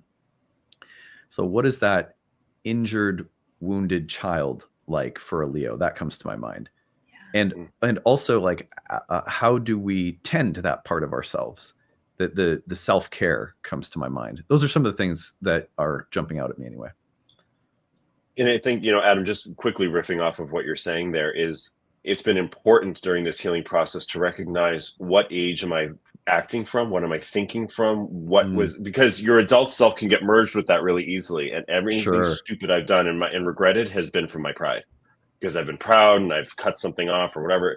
And so I think that it's really, I love what you're saying there, because it's just important to like know, like, where was this? Who was this? Who was I when this happened? And how can I integrate that into who I am now? Yeah. Yeah. Let's go back in time. Go to Cancer rising next. And let me back this up by a day here so we can get... So Cancers have the Mars-Pluto dynamic across the 2nd and the 8th. This is very similar to the Capricorn reading I was doing earlier, where an exchange of values, a critical mass point, is being reached within the karmic algebra of, you know, what is balancing the equation? What's the missing thing that fills in the little X in the equation? And also, like, the termination of contracts comes to my mind. That can be, you know, metaphor, figurative way of looking at it, or literal. Also, I think about powerful allies and the development of powerful new bonds that can come forth and bring about some kind of, you know, when you find someone powerful to partner with, there's a powerful exchange of values, that comes to my mind, as well as the seduction that might be there to partner with someone powerful but not necessarily healthy for you. Especially when it comes to things like business, money, kind of an exchange of things that you want or need and they want or need. And then also, again, just kind of transformation of various karmic bonds and contracts. Some kind of shift around money and finances, maybe literally. And then the Mars retrograde will head into your first house. Now, the Mars retrograde in the first house for Cancer is like my poor wife. When Mars was in Cancer in her first house, she got pneumonia and dealt with my daughter got COVID, then she got pneumonia, then my other daughter got conjunctivitis is the eye thing where you get like a little eye infection, and then she got pneumonia.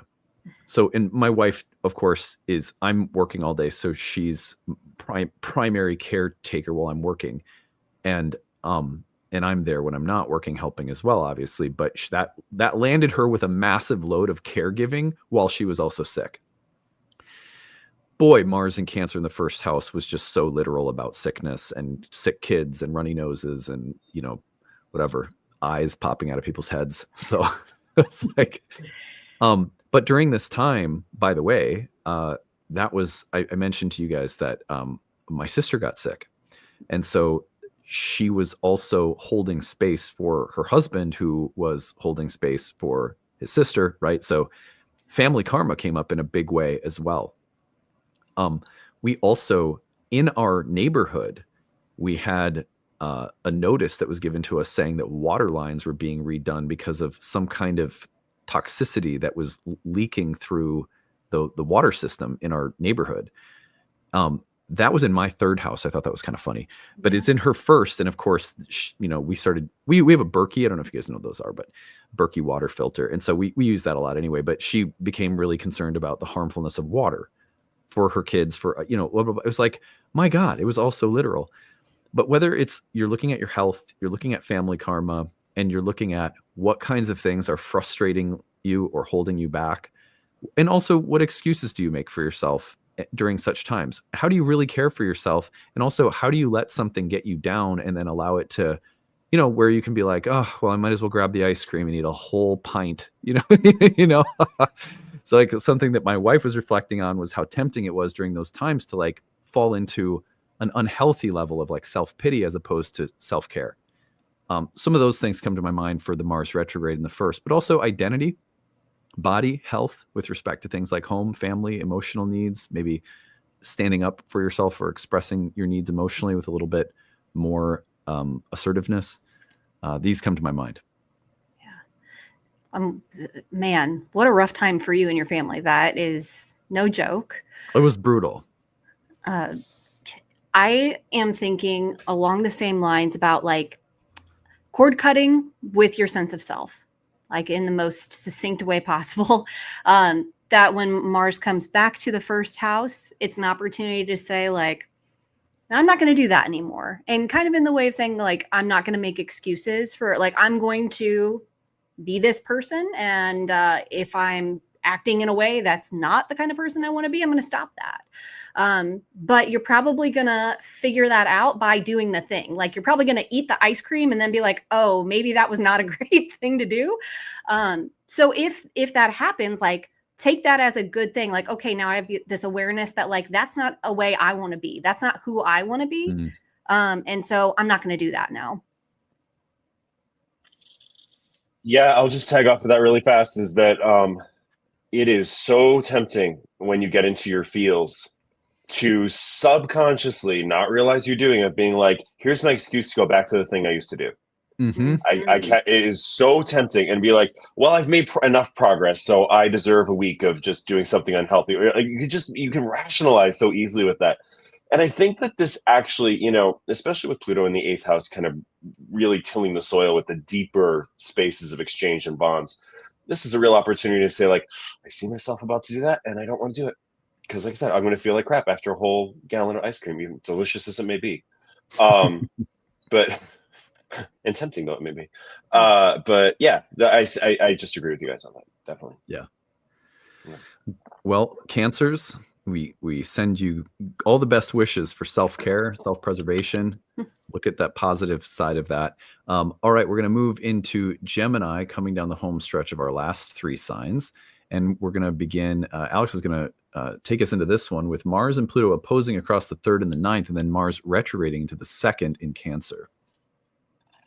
Oh, this is interesting. So, I mean, I've seen a lot of people with Pluto moving into the 9th, a lot of Gemini risings, somehow beginning some deeper, more course of study that brings them a sense of more power, whether it's a new degree, it's a new certification. This is just a really rote, textbook 9th house movement into Aquarius. It could be something very scientific, something unconventional science, such as what we're, some people would think we're doing.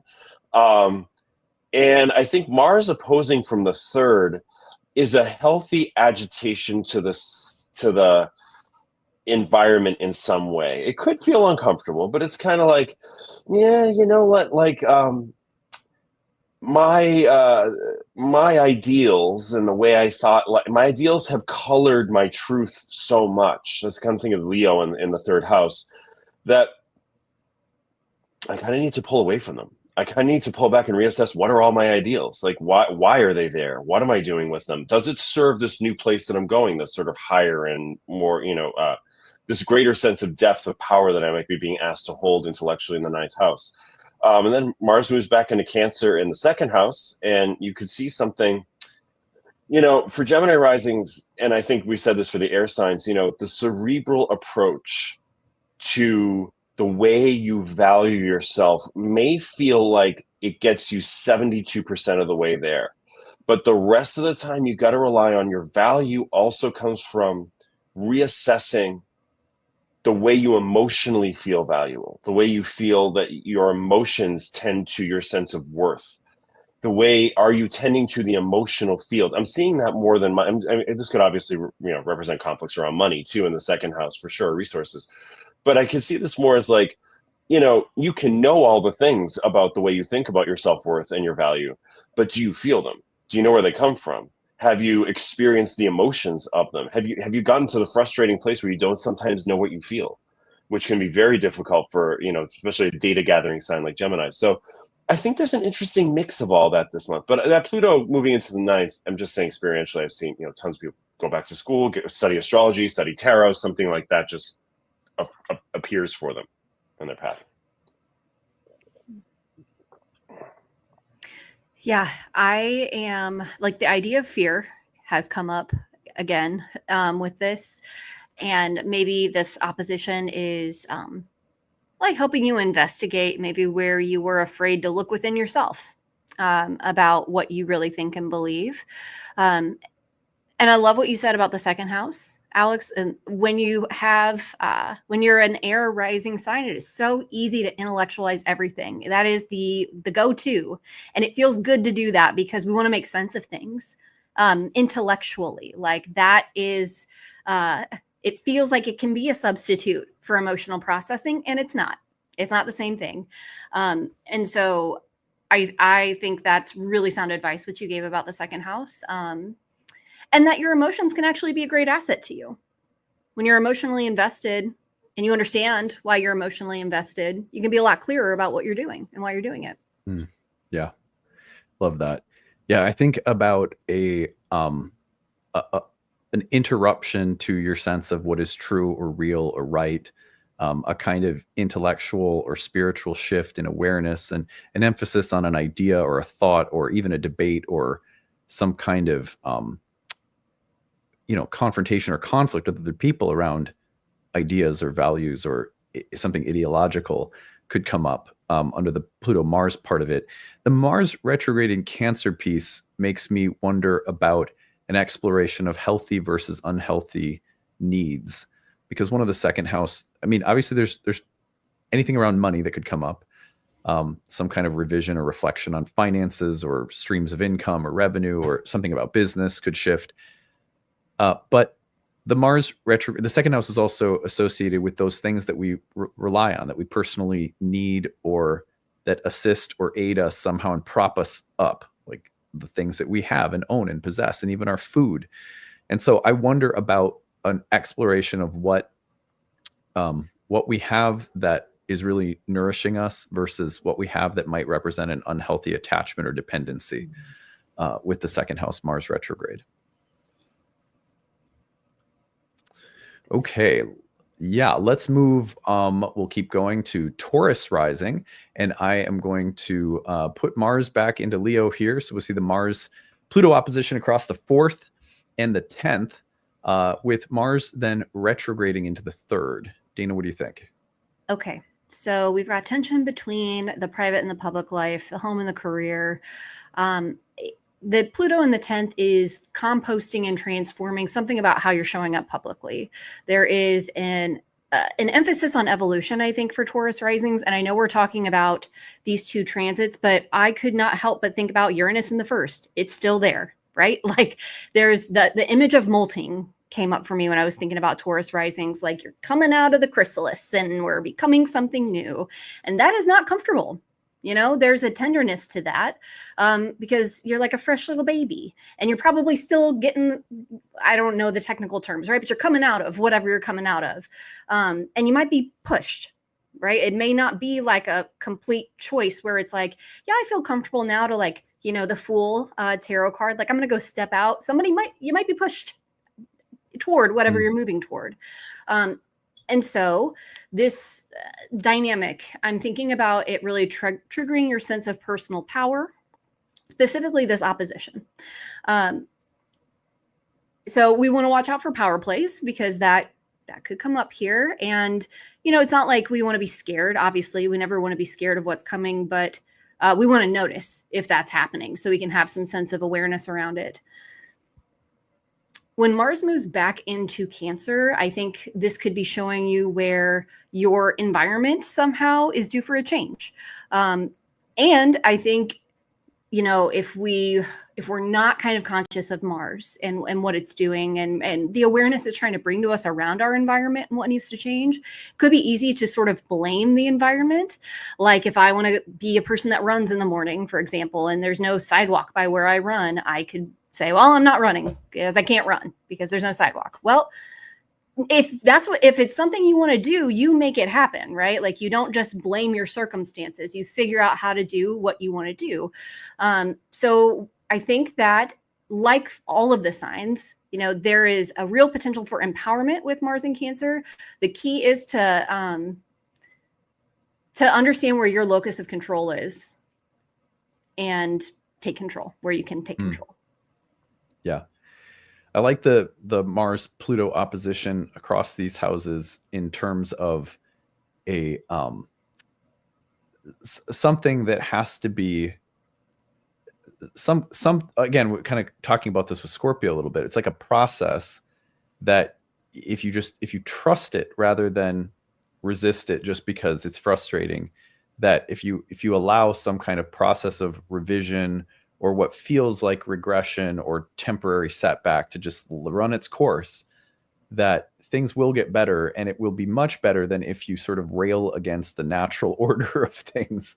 That comes to my mind also as a Taurus rising who encountered this under the first Mars-Pluto opposition, trusting the process rather than pushing against it.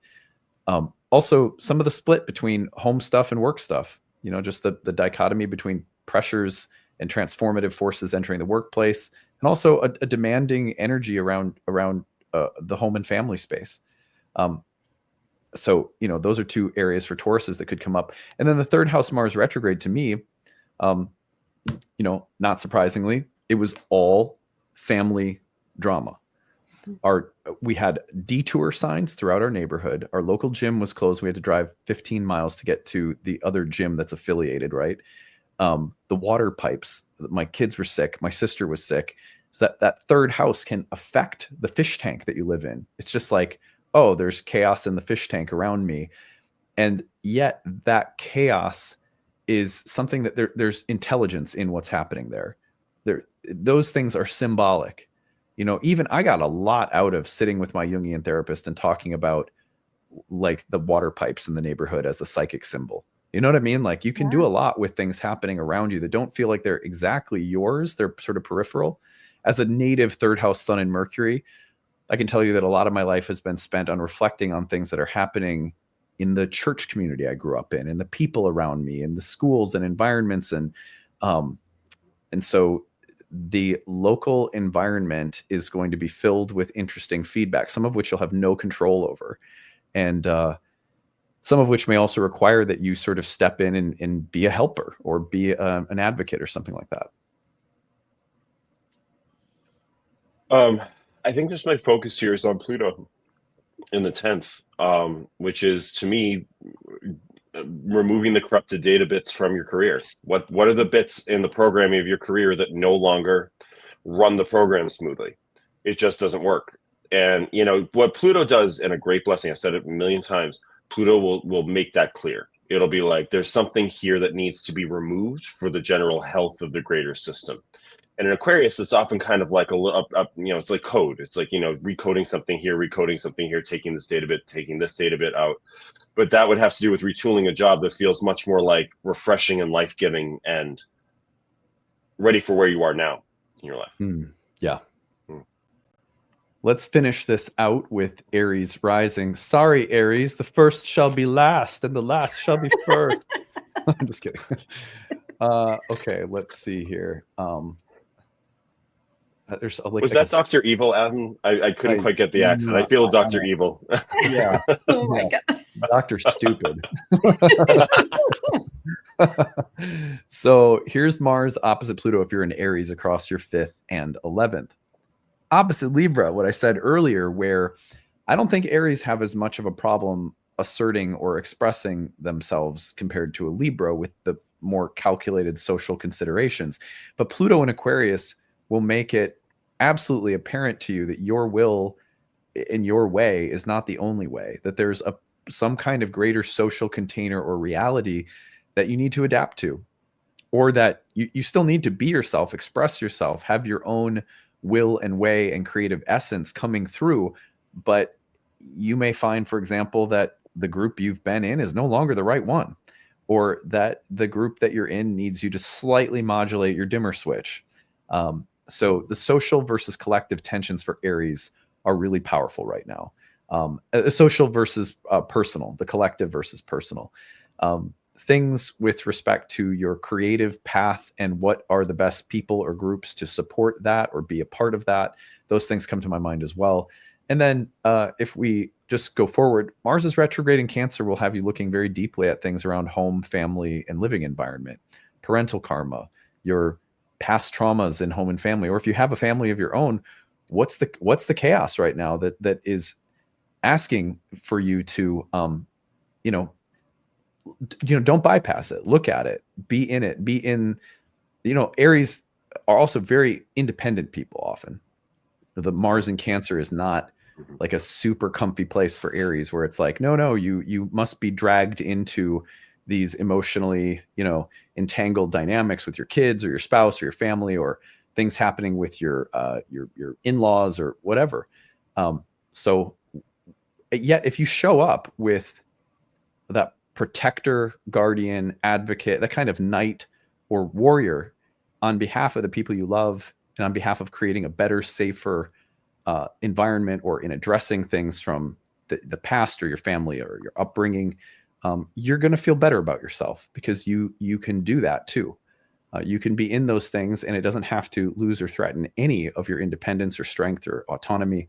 And I also think if you need to draw boundaries and just say, look, some things are just not, I can't let certain things entangle me in drama, then you might have to cut some cords in that way too. That's what I'm seeing for Aries. What do you guys think? I think that the tension here between, in the 5th house, I want to executively move forward on the things that matter to me, which is wonderful. Very natural to the fire signs, very natural to Aries. I really feel that, Adam, that pushback from Pluto of like it's like, yeah, well, was that social? Were you socially conscious when you did that? Were you aware of that you created ripples, that you were hurtful, or that you were, that it's not just about what you consider to be shiny and bright and wonderful for you, but like that there's consequences to, throwing big rocks into ponds, and that there's ripple effects from that. And there's a shift in the way, in the wa, or the harmony of a group. and maybe some consequences that are coming from that you're kind of working with or dealing with. Could be the opposite too, where it's just like, I just got to do my thing and the peanut gallery be damned. That could be one way that you look at that too. Like, you know, what you've been saying, Dana, about honesty really came up for me in the fourth house. Is like Mars moves back into the fourth house in Cancer. Emotional honesty. Where are you emotionally, honestly, around your home, your private life, the things that make you comfortable? Have they gotten so comfortable that you don't question them anymore, think about them, or want to review them in a different way? You know, have you begun to feel more than comfortable? And I've been saying this a lot, the word stifled, or there's something that the life has come out of it. And reassessing that again, not comfortable often, but sometimes really helpful and life-giving, and can even, you know, move you to places you hadn't considered that could be really awesome. Yeah. I think what you both have said about being pushed to think about where you're at in the network of other people is going to be really important for Aries.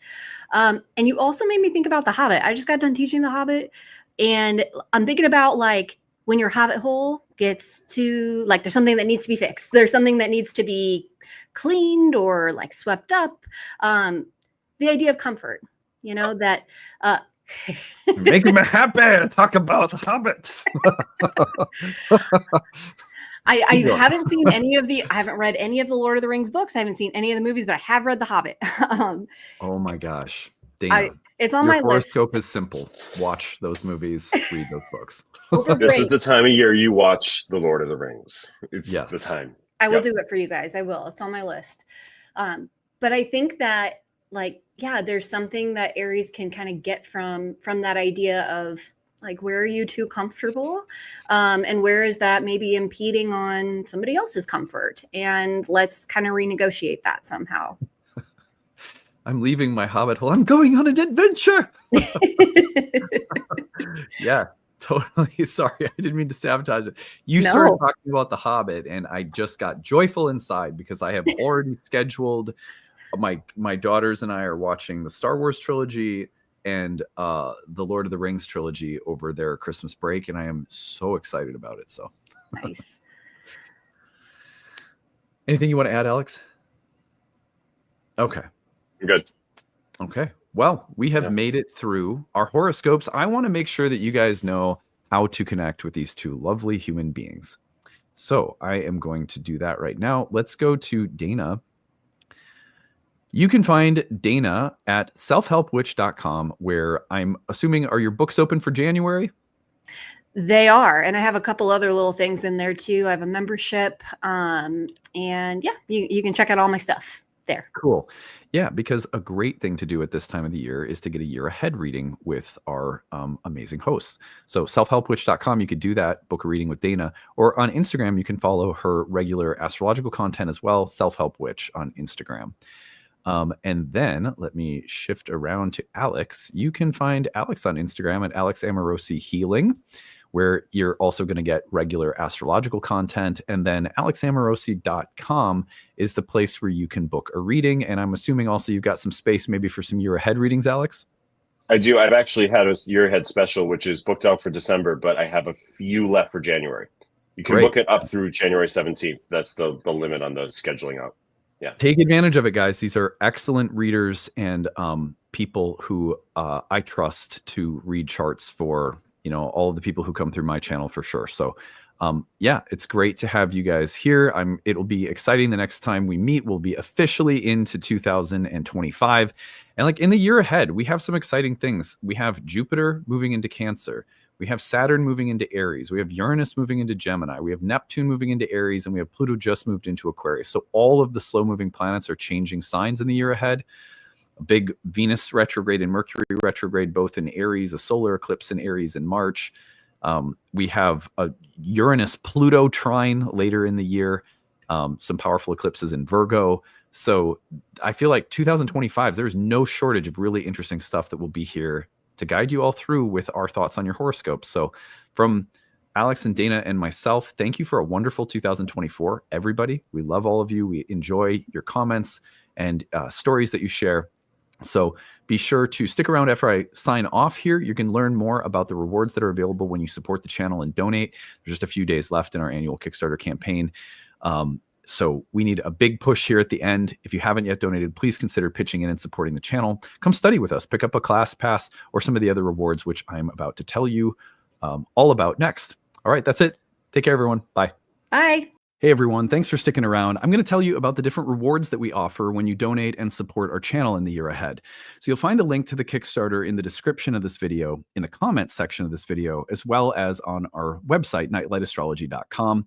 If you head over there, you'll see at the top of the page there is a menu item that says Kickstarter 2025. You can click on that and be taken over to the Kickstarter campaign page.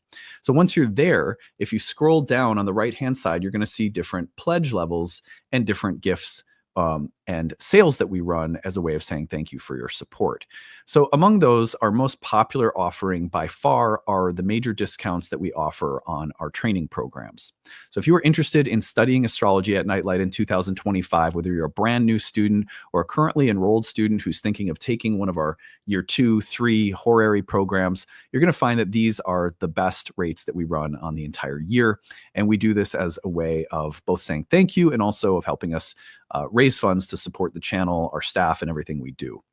So you'll see attend one Nightlight course there. That's about 50% off the total cost of the program and about $500 off the early bird rate. And then you'll scroll down and you'll see that if you bundle 2 courses together, the savings go way up. Bundle 3, they go up even more. I mean, the difference between the 2 and 3 class package is $200. So $200 more, you get 3 of our year-long programs. And if you get all the way to the 4 class pass, then you have all 4 years of our program. You can take them at any pace you like, renew them whenever you like. There's no timeline on when you use these class passes. And you will have all 4 years of content at about 75% off each of the programs individually when you get that bundle. So those are our best savings for sure. Highly recommend those. If you have any questions about our courses or programs, email us info@nightlightastrology.com or look at the website under the classes page, courses page. You'll find information about each of the individual courses we offer. And then if you scroll up, you're going to find some of our other programs that are greatly discounted. Ashley's Herbal Foundations apprenticeship course, which many people are interested in who come through our Moon Circle that Ashley and I lead each month. You scroll up, you're going to find our masterclass series for 2025, greatly discounted, as well as our Roots and Spheres Moon Circle, greatly discounted. There's hundreds of dollars of savings in each of those. So we really try to make sure that the Kickstarter acts as a good flash sale for all of our programs. You'll then find some really nice prices on previous archive talks, like our 2024 archive masterclass bundle, which is about 30 hours worth of content on specialized topics in astrology. You can see the topics listed in each of the bundles as you scroll through. 2023's masterclass bundle, huge savings on those and a lot of really great content. You'll see a few reading options as you continue to go from the bottom to the top. You'll see the 2025 year ahead mini reading. There's only 30 of these. These are individualized birth chart readings that I do looking at the most significant transit in your birth chart for 2025. I record those personally. You'll then see that there is an Ask 3 Horary Questions option where you can get 3 horary questions to redeem whenever you'd like within the year ahead. Those are kind of yes, no predictive questions. Will I get the job? Will we get together? Things like that. Then you'll see the Astrology for Complete Beginners course is also discounted through the Kickstarter. This is a great 10 hours worth of content for people who are brand new to astrology. So whether that's you or maybe a gift for somebody else. And then you're going to see some individual master classes that are greatly discounted from the past year. So all of 2024's masterclass series are the archives of which 8 to 10 hours each are on sale. And then scroll up a little bit more and you'll see one of our most popular offerings, which are the year ahead horoscope readings. These year ahead horoscope readings include 30 to 45 minutes of a breakdown of all the major transits of the year ahead for each sun and rising signs. You get all of them with this package, which is a great deal. It's like 10 hours worth of content, 8, 9, 10 hours, somewhere in there. I haven't finished recording all of them yet. So as of the time I'm recording this, I'm anticipating it'll land around 10 hours. But yeah, anyway, so you scroll up, you'll see those horoscope videos will all be delivered to you right around January 1st when the Kickstarter ends. Scroll up a little bit more, you'll find The Oracle Speaks, which is my book, and this is being released chapter by chapter. It is a book about the inner experience of learning to speak with oracles, and it is being released chapter by chapter in both text and audiobook form, so you can listen along to my new book. And that takes us up to the Astrology of 2025 video.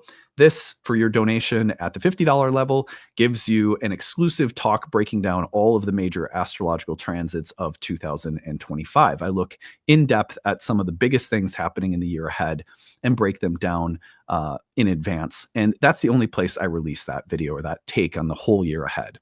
Finally, at the very top, the most basic level of donation, you'll see the Astrology of 2025 calendar. This is a PDF calendar we design and make that allows you to track and move along with the astrology as the year unfolds. This is also great if you want to track what we're going to be talking about week by week on my channel. You'll get a glimpse at the biggest transits of each day and month and week. And that will give you some sense of where we're heading with our coverage of the astrology on the channel as the year unfolds. So again, any questions about any of the rewards that you see, email us info@nightlightastrology. Link is in the description, comments, or on the website, nightlightastrology.com. Help us get to 1,937 backers by January 1st. We deeply appreciate your contribution. We try to make sure we have some really special rewards to say thank you when you contribute. All right, take it easy. Bye.